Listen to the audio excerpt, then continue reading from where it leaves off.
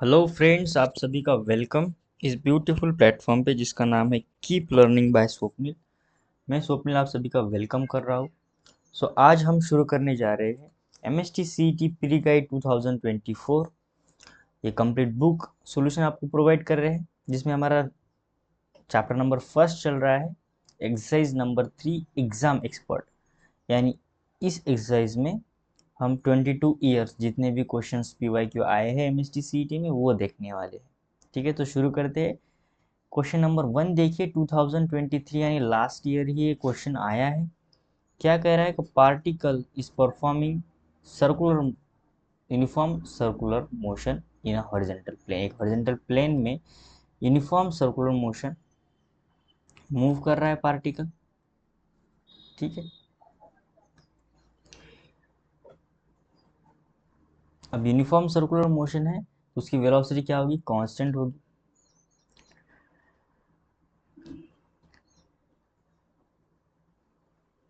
So, हमें question पूछा है the angular acceleration of the particle in the direction along. तो देखिए हॉरिजॉन्टल प्लेन है, ठीक है,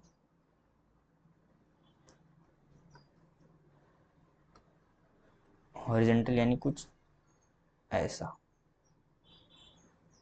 ठीक है, कुछ इस प्रकार प्लेन होगा और जो एंगुलर एक्सेलरेशन की डायरेक्शन होगी कुछ इस प्रकार होगी। ठीक है, जिस एक्सिस पे रोटेट कर रहा है उस एक्सिस के अलावा। ठीक है, क्लॉकवाइज होगा तो ऊपर की तरफ, एंटी क्लॉकवाइज होगा तो नीचे की तरफ। ठीक है, सो देखिए the tangent to the circular part, tangent तो नहीं होगा क्योंकि एंगुलर एक्सेलरेशन बात हो रही है, सिर्फ एक्सेलरेशन की बात नहीं हो रही, एंगुलर एक्सेलरेशन यानी अल्फा की बात हो रही है। रेडियल टुवर्ड्स द सेंटर बिल्कुल भी नहीं। रेडियल टुवर्ड्स द सेंटर क्या होता है? सेंट्रीपिटल एक्सेलरेशन होता है। Radius away from the centre ये भी नहीं होगा। Axis of rotation which is perpendicular to the plane of the circle. Option B, option D हमारा राइट आंसर होगा। कितना इजी था। नेक्स्ट देखते हैं। Two particles having a mass m and m are moving in a circular path of radius r and r respectively. The time period of for both the particle is same. दोनों के लिए time क्या है? Same है. The ratio of angular velocity of the first particle to the second particle. Angular velocity का हमें क्या करना है? रेशो। अब दोनों का टाइम टाइम जो है सेम है, यानी t1 is equal to t2 है। टाइम को मैं क्या ले सकता हूँ? 2 पाई बाय ओमेगा। सही बात है ना, यही लिख सकते हैं।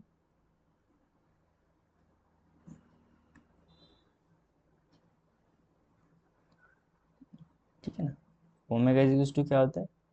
2 पाई बाय टी। ठीक है, सो ऐसे 2 पाई कैंसिल हो जाएगा। ओमेगा 1 अपॉन ओमेगा 2 कितना आ जाएगा? 1/1, यानी omega 1 is as two omega 2, या जाएगा 1 इज एस टू 1। 2023 में भी ये क्वेश्चन पूछा है। कितना इजी था? ऑप्शन नंबर ए सही होगा हमारा। नेक्स्ट देखते हैं। A projectile is projected with the velocity of. ठीक है, हमें वेलोसिटी गिवन है, कितना है? 3i प्लस 4j मीटर पर second. The horizontal range of the projectile will be. Horizontal range का फार्मूला क्या होता है? 2 × ux uy/g, यही होता है। सो ये जो 3 है ये हमारा ux यानी हॉरिजेंटल में वेलोसिटी, और ये रहा हमारा uy यानी y एक्सिस में वेलोसिटी, यानी 4। और ये क्या है? हमारी इनिशियल वेलोसिटी है। प्रोजेक्टाइल को इनिशियल जिस वेलोसिटी से थ्रो किया है वो रही इनिशियल वेलोसिटी। यू से डिनोट करते हैं, ux uy पता है, बस हमें फार्मूला में वैल्यूज पुट करनी है। सो 2 × 3 × 4/10।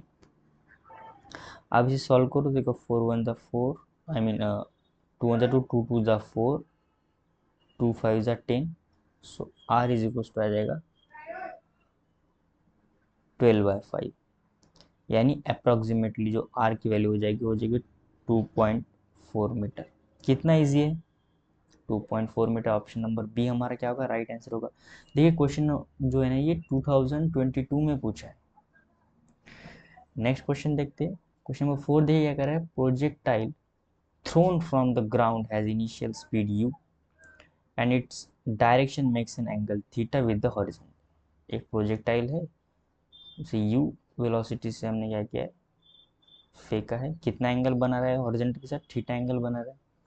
इफ एट मैक्सिमम हाइट, ये यहाँ पे क्या होगी, मैक्सिमम हाइट होगी h from ground, the speed of the projectile is half of its initial velocity. तो मैक्सिमम हाइट पे कौन सी वेलोसिटी होती है, सिर्फ हॉरिजॉन्टल वेलोसिटी होती है, यू कॉस थीटा होता है। वो कितनी है, speed of the horizontal is half of its initial height.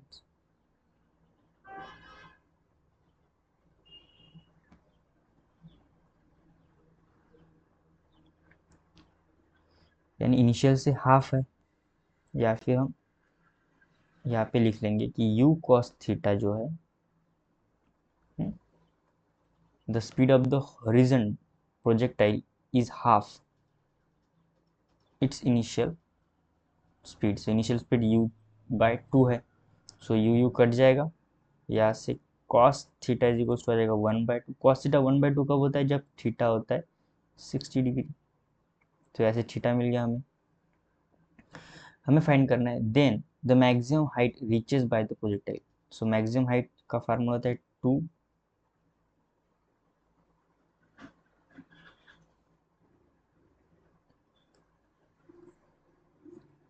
Maximum height का फार्मूला होता है uy² / 2g। ठीक है, सो ये आ जाएगा u² sin² theta by 2g। So u कितना है,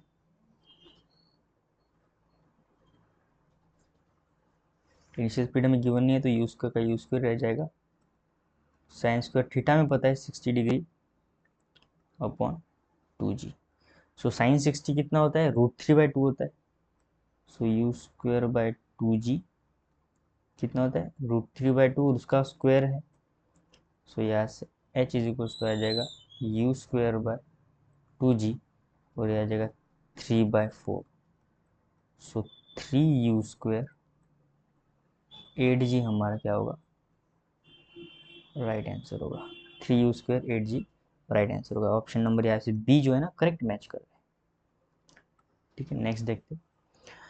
A particle of mass 5 kg moving in a circle of radius 20 centimeter. Its linear speed at the time t is given by v is equals to 40. T is a second, v is in meter per second. Find the net force acting on the particle at t is equals to 0.5 second. एक particle है जो circular path पे क्या कर रहा है, move कर रहा है। मान लो एक कोई हमारा सर्कुलर पाथ है, इस पर मूव कर रहा होगा, इसकी रेडियस हमें गिवन, यहाँ पे कुछ मास है, ठीक, और ये ऐसा मूव कर रहा है।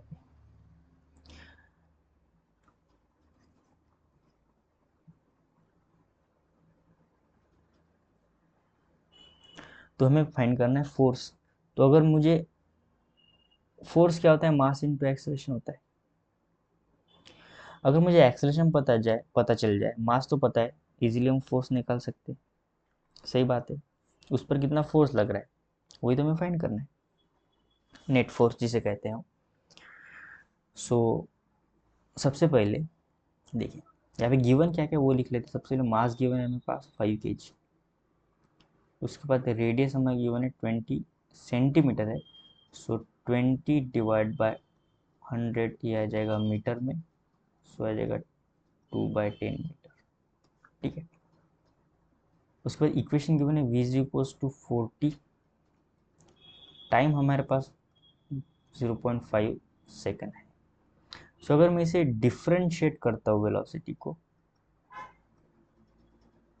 विद रिस्पेक्ट टू टाइम, तो मुझे क्या मिलेगा, dv/dt जो कि होगा टेंजेंशियल एक्सेलरेशन 4 आएगा मीटर पर सेकंड स्क्वायर।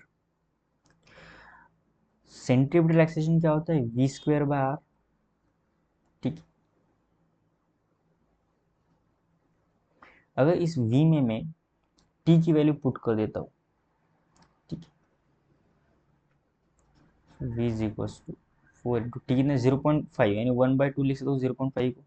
ठीक है ना, सो आ जाएगा 2 मीटर पर सेकंड। सो 2 इंटू 2/r कितना है, रेडियस 2/10, ये देखो हमने निकाला है यहाँ पे। सो 2 से 2 कट जाएगा, सेंटीमीटर एक्सेलरेशन ये 2, ये 10 ऊपर चला जाएगा यहाँ पे, सो हो जाएगा 20 मीटर पर सेकंड स्क्वायर। ठीक है, अब मैं अगर तो नेट एक्सेलरेशन लिख लेता हूँ, सेंटीमीटर एक्सेलरेशन का स्क्वायर, टेंजेंशियल एक्सेलरेशन का स्क्वायर, सेंटीमीटर एक्सेलरेशन कितना निकला हमने 20 का स्क्वायर, तो टेंजेंशियल कितने 4 का स्क्वायर, 400 प्लस 60, 460 अंडर रूट, तो आ जाएगा 4 अंडर रूट 26, ये सॉल्व करके देखो आप, ये आ जाएगा। ठीक है, अब हमें फाइंड करना है फोर्स। फोर्स होता है मास इंटू एक्सलेशन। मास कितना है 5 kg और एक्सलेशन कितना है 4 अंडर रूट 26, सो जाएगा 20 रूट 26। ठीक है, सो यहाँ पे ये रहा हमारा फोर्स। कितना इजी था। आइए नेक्स्ट क्वेश्चन देते, question number 6। 1 kg mass is tied to the light in extensible string of length L is equals to, mass कितना है 1 kg, लेंथ कितनी स्ट्रिंग की 10/3 metre, is whirled in a circular path of radius 1 metre. ये जो है ना किसकी length है, स्ट्रिंग की लेंथ है।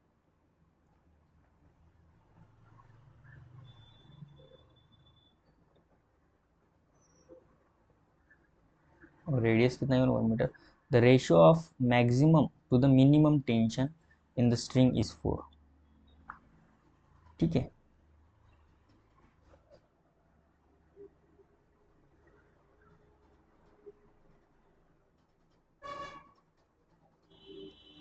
Maximum tension to minimum tension कितना है 4, यानी 4/1। The speed of stone at the highest point of circle is. ठीक है, अब देखिए क्वेश्चन को अच्छे समझते हैं कि क्वेश्चन कहना क्या चाह रहा है। मान लो स्ट्रिंग है यहाँ पे, ठीक है, इस स्ट्रिंग से हमने क्या किया, मास को लटकाया और उसे घुमा रहा है एक सर्कल पे। तो यहाँ पे सबसे यहाँ जो होगा ना,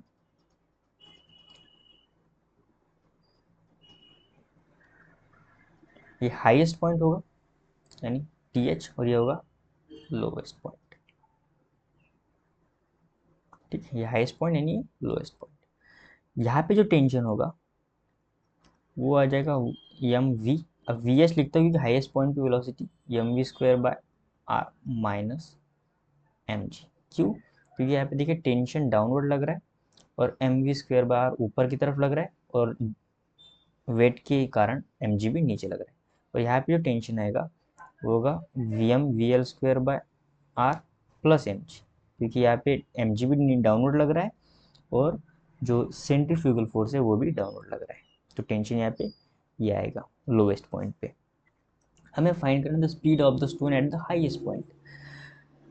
तो मैं क्या करता हूँ, जब मैं आप इसे घुमाऊंगा, यानी यहाँ पे अगर मैं पोटेंशियल एनर्जी 0 मान लेता हूँ, पोटेंशियल एनर्जी अगर मैं यहाँ पे 0 मान लेता हूँ और यहाँ से मैंने घुमाना ऐसा शुरू किया इसे, सो हम क्या यूज़ करेंगे यहाँ पे, देखिए एक्सटर्नल फोर्स यहाँ पे कोई है नहीं, तो हम क्या करेंगे यहाँ पे,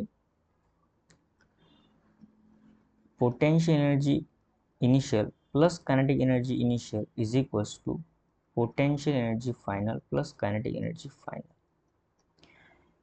ठीक है, क्योंकि चेंज इन काइनेटिक एनर्जी यहाँ पे 0 होगा, तो हम यहाँ से लिख सकते हैं कि इनिशियल में जितनी टोटल एनर्जी होगी वो ही बाद में भी उतनी होगी। ठीक है, यहाँ से हम ये फार्मूला यूज़ कर सकते हैं। तो यहाँ पे शुरुआत में पोटेंशियल एनर्जी इस लेवल पे 0 है, तो पोटेंशियल एनर्जी हो जाएगी 0 प्लस काइनेटिक एनर्जी फार्मूला कहते हैं half mv², so half m। Lowest point में वेलोसिटी कितनी है vl² है।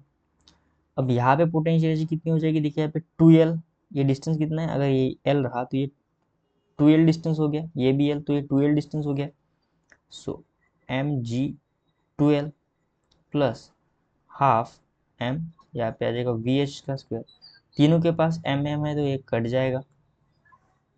ठीक है, सो vl² इज इक्वल्स टू, ये 2 से यहाँ पे मल्टीप्लाई करेंगे तो 4 टाइम्स gl हो जाएगा प्लस वी एच स्क्वायर। सो ये हमारा इक्वेशन 1 मिल गया हमें, यानी वी एल की वैल्यू मिल गई। ऐसे हम अगर इसे सॉल्व करेंगे तो ये इजीली सॉल्व हो जाएगा। 2021 में क्वेश्चन पूछा है, बड़ा ही इजी सा क्वेश्चन है, पर थोड़ा समझना चाहिए हमें। ठीक है, ओके। मुझे रेशो पता है कि T max and T minimum का रेशो है 4/1। टी मैक्स मैक्सिमम टेंशन कहाँ पे होगा? लोएस्ट पे। ठीक है ना, यहाँ पे एल है, यानी ये मत समझना कि लोएस्ट पे टेंशन कम हो जाएगा, यहाँ पे सबसे ज़्यादा टेंशन होता है। So M V L square by R plus M G upon M V H square by R minus M G is equal to 4/1।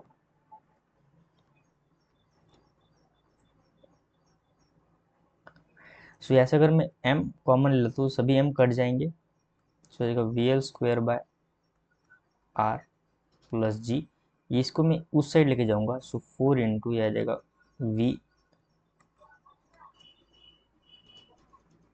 We H square by R minus G. इसे solve करो आप, V L square by R plus G is equal to 4 V H square by R minus जी।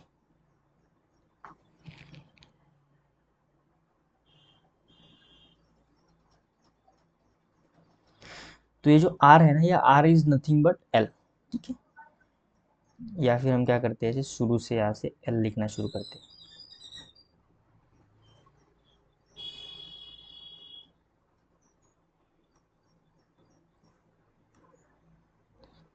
ये r जो था ना, हमने formula का r यहाँ पे लिखा है।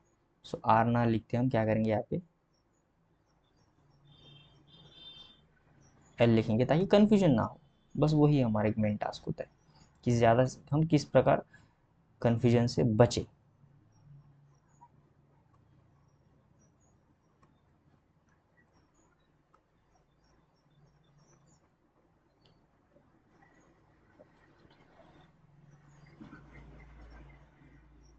ओके, सो ये आ जाएगा, अगर मैं l से मल्टीप्लाई करूंगा इस पूरे इक्वेशन को, आ जाएगा l into G 4 V H square minus L into G. ठीक है, यहाँ तक तो आपको अच्छे से समझ आना ही चाहिए। हमें फाइंड करना है वी एच की वैल्यू। अब वी एल की वैल्यू हम इक्वेशन 1 से पुट करेंगे।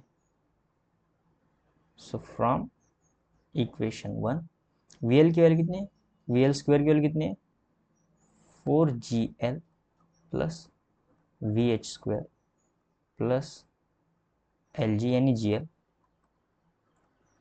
4 VH square minus L G. तो वी एच स्क्वायर प्लस आ जाएगा 5 GL। ठीक है ना, ये GL plus 4 GL is equals to 4 VH square minus g l. So 5 GL plus GL, ये माइनस इधर आ जाएगा प्लस 4 VH स्क्वायर, और ये आ जाएगा माइनस VH स्क्वायर, यहाँ पे इक्वल टू भी उस साइड पे चला गया। तो ये आ जाएगा 3 VH square is equal to आ जाएगा 6 GL।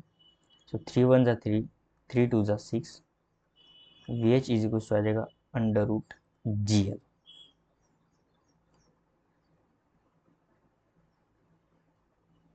Under root 2 GL। ठीक है,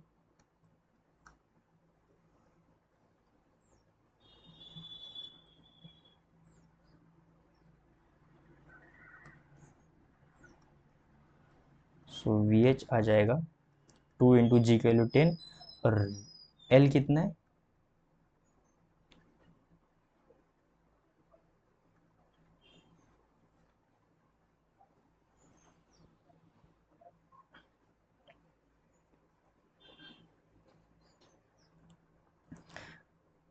जस्ट सेकंड, यहाँ से भी हमने 4 से मल्टीप्लाई नहीं किया अभी।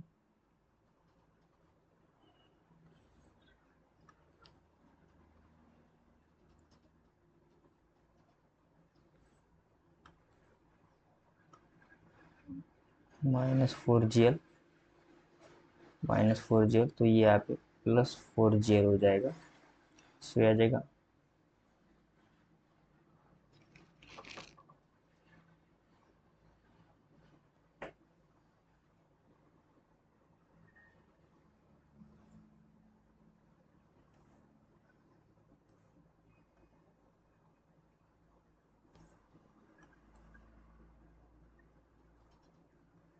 3 VH को 9 आ जाएगा, 9 जेल। ठीक है, सो 3 × 1 = 3, 3 × 9।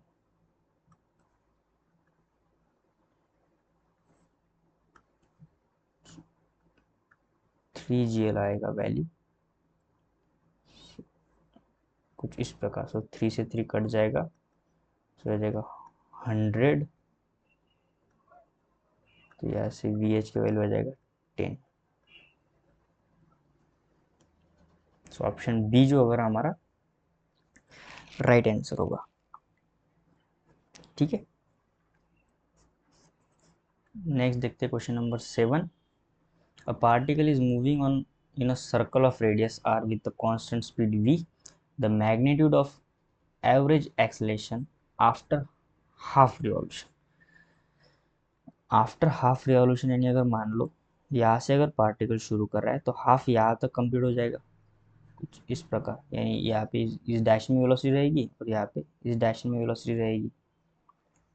हमें एवरेज एक्सेलरेशन पूछा है। सो एवरेज एक्सेलरेशन का फार्मूला क्या होता है? v² r sign θ/2 upon θ/2। ये आपको याद होना चाहिए। सो v² r हाफ चला यानी कितना ये एंगल होगा? 180 डिग्री। सो आ जाएगा साइन 180/2। 180 को मैं रेडियन में लिखूँ तो कितना लिखना पड़ेगा? पाई। सो पाई/2। सो आ जाएगा 2v² r पाई। तो आ जाएगा साइन 90 डिग्री। साइन 90 कितना होता है? 1 होता है। सो एवरेज आ जाएगा 2v² पाई आर। ठीक है, so 2v² pi r and option number B यहाँ पे राइट आंसर होगा। 2021 में क्वेश्चन पूछा है। The angle of projection of a projectile for which the horizontal range and the height attained same magnitude is. Equation में क्या given है कि हाइट और रेंज क्या है? सेम है। तो एंगल ऑफ पोजीशन पूछा है। सो हाइट का जो फार्मूला होता है ना वो हमें याद होना चाहिए। h इज इक्वल होता है r tan θ/4। सो अगर h is equal to r है तो मैं r की जगह h लिखता हूँ tan θ/4। सो ये h से h कट जाएगा, tan थीटा बचेगा 4। So theta is equal to हो जाएगा tan इनवर्स ऑफ 4। ठीक है, सो ऑप्शन कौन सा ऑप्शन है यहाँ पे? बी हमारा राइट आंसर है। नेक्स्ट देखते हैं क्वेश्चन नंबर 9।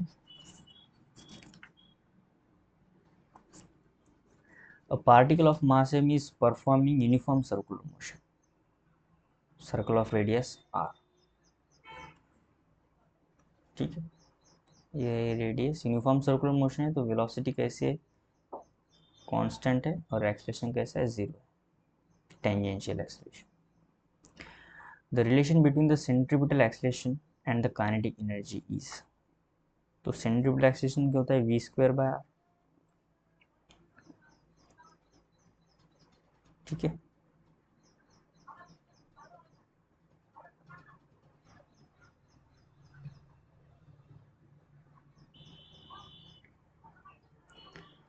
अगर मैं मास से ऊपर और नीचे मल्टीप्लाई करूँ m² v² m² और r। सो मास इंटू वेलोसिटी क्या होता है? मोमेंटम। सो ऐसे p² लिख सकता हूँ rm²। ठीक है ना, इतना लिख सकता हूँ। r को मैं स्मॉल r लिखता हूँ यहाँ पे। ठीक है, क्योंकि क्वेश्चन में हमें स्मॉल r गिवन है।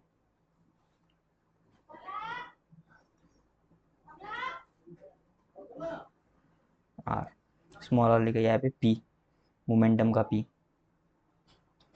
ठीक है, जो काइनेटिक एनर्जी होता है उसे लिख सकते हैं पी स्क्वायर बाय 2m।